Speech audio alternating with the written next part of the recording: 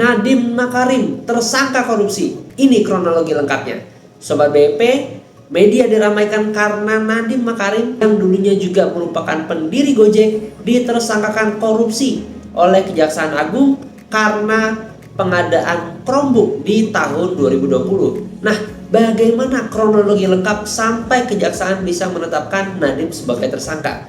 Ini dia ceritanya. Sebelum Nadiem Makarim menjabat sebagai menteri, dia sudah memiliki grup WA bernama Mas Menteri Kortim, di mana di dalamnya ada orang-orang terdekatnya yang setelah Nadiem menjadi menteri diangkat menjadi staf khusus menteri, yaitu Fiona Handayani dan Yuristan. Setelah Nadiem Makarim menjabat sebagai menteri, Nadiem mulai berkomunikasi dengan pihak Google Indonesia. Sampai pada Februari 2020, beberapa kali Nadiem mengadakan pertemuan dengan Google Indonesia yang memfasilitasi minat Google untuk masuk dalam proyek pengadaan TIK di lingkungan Kementerian Pendidikan dan Kebudayaan. Setelah pertemuan-pertemuan tersebut, akhirnya Nadiem sebagai Menteri Pendidikan dan Kebudayaan menyetujui minat Google dengan membalas surat minat Google atas pengadaan tersebut. Padahal surat tersebut sebelumnya sudah pernah diajukan ke Menteri Pendidikan yang lama, yaitu Muhadjir Effendi,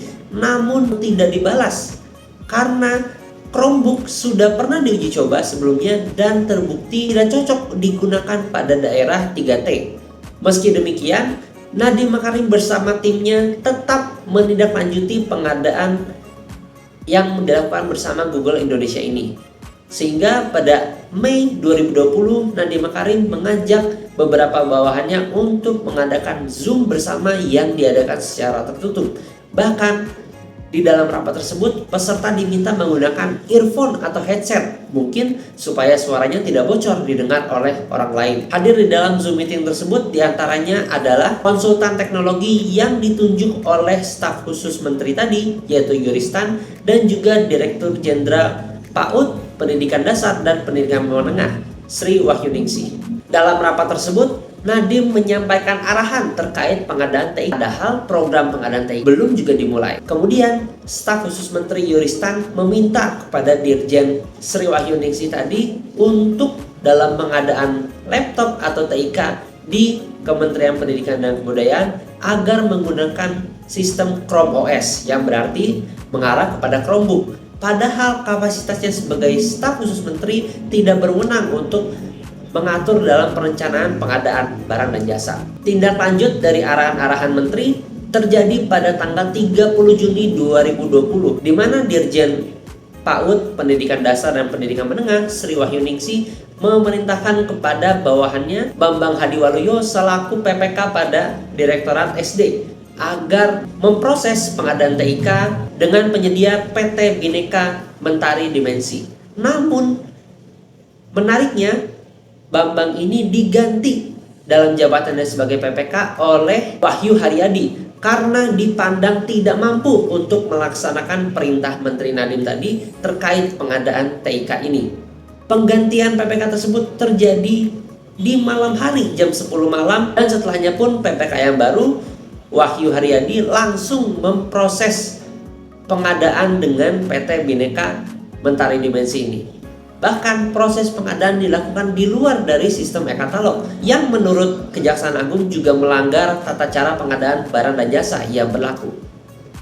Hal yang sama juga terjadi di Direktorat Pendidikan Menengah, di mana pejabat pembuat komitmennya atau PPK langsung memproses pemilihan penyedia untuk pengadaan Chromebook ini jam 10 malam atas perintah dirjennya. Pada saat itu pengadaan terus berjalan hingga terpesan 1,2 juta unit laptop Chromebook yang disebarkan ke sekolah-sekolah di seluruh Indonesia.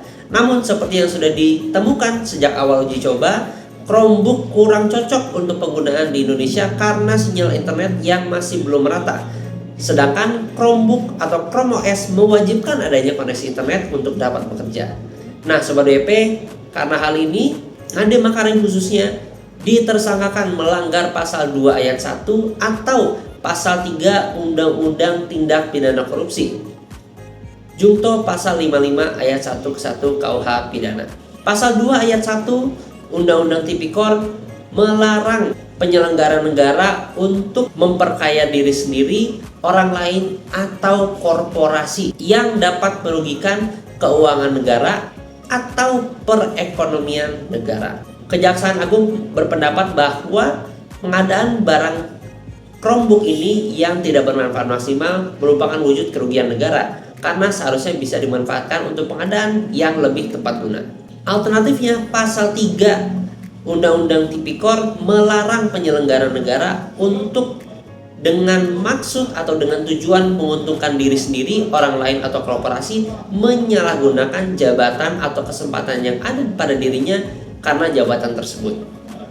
Nah, Sobat DP, tentu kita tahu kasus pengadaan Chromebook ini masih bergulir dalam proses penyidikan. Bahkan orang-orang tertentu masih belum ditangkap dan masih berstatus buronan seperti staf khusus Menteri Yuristan tadi.